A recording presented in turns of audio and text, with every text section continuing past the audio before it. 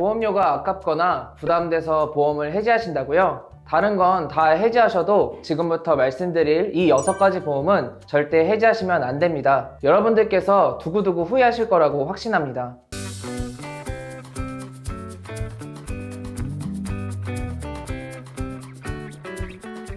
여러분의 보험의 가치를 만들어 드립니다. 안녕하세요. 보험남자 허종민입니다. 오늘은 절대 해지하지 마시고 가져가시면 좋을 보험 6가지를 말씀드리려고 하는데요. 보험마다 가지고 있는 특징과 장단점에 대해서 설명드릴 테니까 잘 시청해 주시고, 내가 가지고 있는 보험 중에 꼭 가져가야 할 보험은 어떤 게 있는지 확인해 보시길 바랍니다.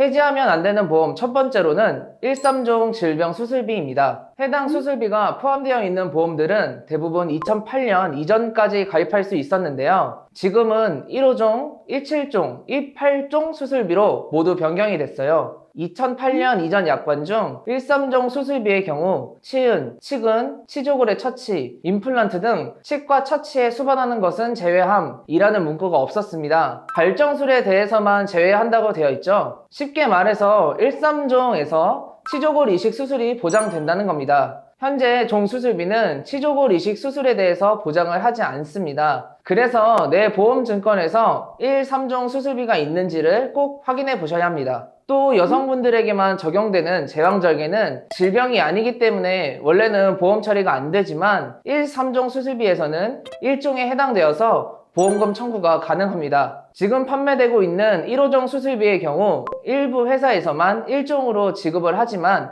1종은 보험금이 가장 낮기 때문에 과거에 1·3종이 더 유리하다고 볼 수 있겠죠. 그리고 어르신분들 중 백내장 수술하시는 분들 굉장히 많으실 텐데요. 현재 1호종 수술비에서는 1종에 해당되어서 소액의 보험금 청구가 가능한데, 예전에 1·3종 수술에서는 2종의 보험금 청구가 가능했습니다. 이 또한 엄청난 장점 중에 하나인 거죠. 그리고 치액수술의 경우에도 보장이 안 되는 회사들이 많습니다. 과거 1·3종 수술비에서는 1종에 해당되기 때문에 보장이 가능합니다. 그래서 많은 장점을 가지고 있는 보험입니다. 단점은 1·3종 수술에서 3종의 한도가 좀 작기 때문에 암이나 뇌, 심장질환 수술 같은 큰 수술을 하게 된다면 수술비가 조금 부족할 수 있습니다. 간혹 1·3종보다 1호종, 1·7종이 숫자가 더 크니까 보장이 더 좋은 줄 알고 해지하는 분들도 있을 수 있는데 절대 현혹되면 안 됩니다. 보장의 범위가 충분히 넓게 보장하기 때문에 이거는 꼭 유지를 해주시고, 수술비가 부족하시다면 1호종 수술비나 엔대 수술비로 보완해 주시면 되겠습니다. 두 번째는 2009년 8월 이전에 가입한 일상생활배상책임보험입니다. 일상생활배상책임보험은 내가 실수로 타인의 신체에 피해를 입히거나 타인의 재물에 손해를 일으켰을 경우에 가입되어 있는 특약의 한도 내에서 법률상의 배상 책임을 보장하는 특약인데요. 피보험자의 범위가 아주 넓은 것이 특징입니다. 대부분의 보험의 피보험자는 나 한 명이지만 일배책 특약은 피보험자의 범위가 나뿐만 아니라 가족관계 등록상 또는 주민등록상에 기재되어 있는 동거를 하고 있는 가족, 친족까지 모두 보장을 받을 수가 있는 거예요. 예를 들어 나의 아이가 남의 집에 놀러가서 가전제품을 실수로 파손했을 때, 우리 집에 누수가 발생해서 아랫집에 피해를 입혔을 때 등등 살아가면서 실수로 벌어질 수 있는 다양한 상황들을 대비한 정말 좋은 혜택이라고 볼 수 있습니다. 그런데 왜 하필 2009년도 8월 이전의 일상책임보험을 해지하지 말라고 할까요? 바로 자기부담금 때문입니다. 현재 가입하는 일배책은 대물 20만원, 누수 50만원이라는 자기부담금액이 정해져 있는데요. 이때 가입한 분들은 자기부담금이 오직 2만원 뿐입니다. 그리고 현재는 모든 보험사에서 갱신형으로만 가입이 가능하지만 2010년 이전에 가입한 경우 비갱신형이 있었기 때문에 보험료가 오를 일도 없으니까 이렇게 말도 안 되게 좋은 특약은 꼭 유지하셔야겠죠. 다음 세 번째는 2020년도에서 2022년도 10월까지 가입한 암보험입니다. 갑상선 암의 경우 15세에서 64세의 암 발생률이 1위인데요. 현재는 유사암에 해당하는 갑상선암, 기타 피부암, 경계성 종양, 제자리암 이렇게 4가지는 일반암의 20% 한도로 지급을 하지만 2020년도에서 2022년도 10월까지 가입했던 암보험은 일반암과 유사암이 1:1 비율이었습니다. 일반암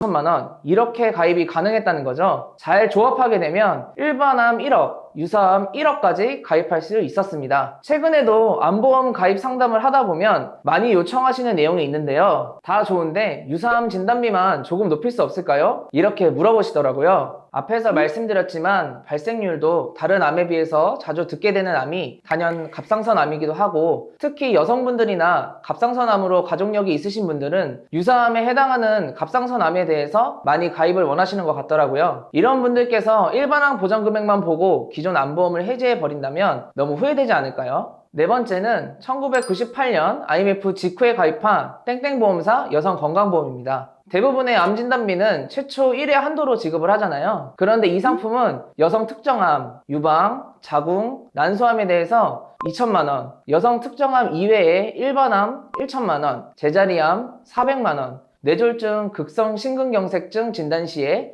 2천만원을 지급합니다. 예를 들어 유방암 진단을 받고 난소암을 진단받게 되면 유방암 진단비만 나오고 소멸이 되지만 이 상품은 각각 1회씩 지급을 합니다. 쉽게 설명드려서 유방암 진단받고 추후에 난소암 진단을 받고 나중에 또 자궁암의 진단을 받아서 이렇게 한 번, 두 번, 세 번 암 진단을 받게 되더라도 세 번 다 보장을 해준다는 겁니다. 그리고 현재는 갑상선암의 경우 유사암으로 분류가 돼서 일반암의 20%, 즉 일반암 2천만원이면 갑상선암은 400만원을 지급하지만 이 상품은 갑상선암도 일반암으로 분류하기 때문에 동일한 가입 금액으로 2천만원 진단비를 지급받을 수 있는 거예요. 그리고 요즘 대부분 보상을 안 해주는 요실금 수술도 500만원이나 지급을 합니다. 심지어 납입기간이 짧은 상품이기 때문에 납입기간도 이미 종료되었을 거고 만기 환급형이어서 만약에 이 보험을 가지고 계신 분들 중에 90세 만기 환급형이라고 하면 90세까지 생존했을 때 보장은 종료되고 90세까지 납부했던 보험료를 전부 돌려주게 되니 이 보험은 지금 환급받기보다는 보장 끝까지 받으시고 추후에 노후 비용이나 장례 비용 목적으로 그대로 유지하시는 게 좋겠죠. 다음은 다섯 번째로 2009년도 7월 31일까지만 판매한 일반 상해 의료비입니다. 이때 당시에는 상해 질병 입통원 의료비 또는 일반 상해 의료비 둘 중 하나를 선택해서 담보 구성을 할 수 있었습니다. 이 중에서 일반 상해 의료비를 선택하신 분들은 교통사고와 산재사고에서 발생한 총 의료비의 50% 보장을 받을 수 있습니다. 가입 금액이 100만원에서 1000만원까지 가능했으니 해당 가입 금액 안에서 보상이 가능하겠죠. 더 쉽게 설명드리자면 이 실손보험은 실제 손해본 의료비를 보상하는 상품이라고 생각하시면 되는데요. 예를 들어 상대방 과실의 100%인 교통사고가 발생했을 때 치료비 500만원이 발생했다고 가정해 볼게요. 가해자 측 자동차보험 회사에서 500만원의 치료비 보상을 받았다면 내가 실제 손해본 금액이 없음에도 불구하고 치료비의 50%인 250만원을 여기에서 따로 보장받을 수가 있는 거예요. 자동차 사고뿐만 아니라 산재사고도 동일하고요. 그 밖에 현재는 면책사항인 한방병원, 치과 비급여 치료비, 임플란트, 한약도 보상을 합니다. 단점은 통원 시에는 한 사고당 30회 한도, 그리고 사고일로부터 365일이 지나면 해당 사고에 대해서는 더 이상 보상을 하지 않습니다. 그리고 실손보험은 갱신형이라는 높은 보험료 인상폭도 상해 의료비의 단점 중 하나입니다. 그래도 보험료가 엄청난 부담으로 느껴지지 않으신다면 이거는 다시는 나오지 않을 특약이기 때문에 유지하시는 걸 추천드립니다. 마지막 여섯 번째는 2009년 7월 이전의 실비보험이에요. 이때 실비는 표준화 이전 실비이기 때문에 회사와 가입 시기, 상품 종류에 따라서 보장 내용이 조금씩 달랐습니다. 대부분의 통원치료는 병원 규모와 상관없이 본인 부담금 5,000원만 내면 나머지는 모두 보상이 되었고요. 심지어 입원할 경우에는 본인 부담금이 0원이었습니다. 현재 판매되는 4세대 실비에 비해서 본인 부담금이 현저히 낮다 보니까 똑같은 병원비가 나와도 표준화 이전 실비 가입자가 지급받는 금액이 훨씬 많게 되는 거예요. 그뿐 아니라 표준화 이전 실비는 갱신형이 아닌 비갱신형으로 가입이 가능한 것도 있었고요. 특히 30대, 40대, 비교적 젊은 연령대인 분들은 현재 보험료가 크게 부담되지 않는다면 이거는 최대한 유지하라고 말씀드리고 싶습니다. 그만큼 지금 있는 보험으로는 대체할 수 없는 혜택들이 많으니까요. 또한 산재사고로 인한 총 진료비도 전액 지급받을 수 있었습니다. 단점은 바로 보험료가 현재 판매되고 있는 4세대보다 훨씬 더 비쌀 수 있다는 점이에요. 그렇기 때문에 높은 보험료로 표준화 이전 실비 보험을 유지하는 게 부담이 된다 싶으시면 해지하시는 게 아니라 현재의 4세대 실비로 전환하는 것이 한 방법입니다. 추후에 갱신할 때 보험료 인상폭이 좀 커지게 된다면 그때 전환을 고려하셔도 크게 문제는 없을 것 같아요. 오늘은 이렇게 해지하시면 보험사는 웃고 구독자분들께서는 후회할 수 있는 상품과 특약에 대해서 모두 알려드렸는데요. 월급에 비해 물가만 계속 올라가다 보니까 가장 먼저 허리띠를 졸라맬 때 제일 먼저 체크하는 부분이 아무래도 보험이지 않을까 싶습니다. 그렇다고 하더라도 제가 말씀드린 이 보험들을 해지하신다면 너무 손해가 되실 거라고 확신해요. 보험남자에서는 보험 가입하실 때 합리적인 선택을 할 수 있도록 30개 이상의 생명보험, 손해보험 회사들의 비교 설계 및 약관 분석을 통해 도움을 드리고 있습니다. 현재 내가 가지고 있는 보험에 대한 조언 및 컨설팅, 전반적인 관리가 필요하다고 생각이 되시는 분들은 위에 번호로 연락주세요. 또한 화면 하단에 더보기 버튼이 있습니다. 더보기 버튼을 클릭하시면 카카오 채널 링크도 나와 있으니까 카카오 채널을 통해서도 편하게 물어봐 주시길 바랍니다. 영상이 도움이 되셨다면 좋아요와 구독, 알림 설정까지 꼭 부탁드리고요. 다음에는 더 유익한 내용으로 찾아뵙도록 하겠습니다. 감사합니다. 본 광고는 광고 심의 기준을 준수하였으며 유효기간은 심의일로부터 1년입니다.